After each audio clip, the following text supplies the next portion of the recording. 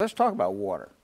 The first constitutional amendment set aside dock step money over the next 20 years, 33% of it. That generates hundreds of millions of dollars, maybe even billions. And that's got to be spent some way. And there are environmentalists that say, well, the constitutional amendment tells everybody how to spend it, but Mr. Christopherly, let me start with you, Speaker. It's not that simple, is it? I mean, you've got, what is your responsibility as the legislature to, what is your responsibility to do with that constitutional amendment and that money?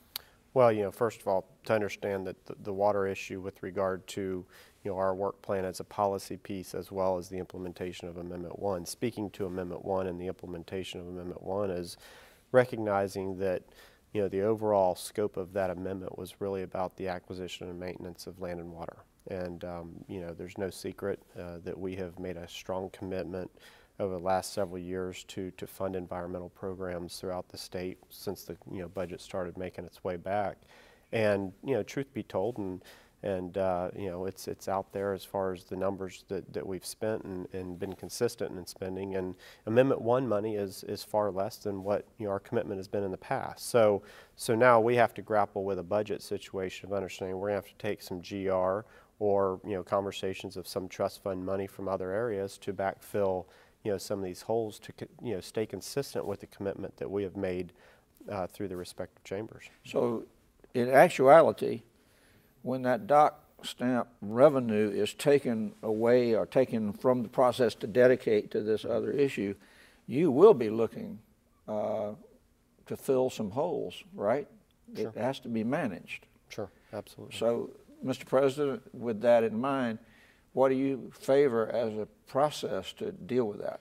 Well, we've already kind of started the building the foundation or the structure of Amendment 1.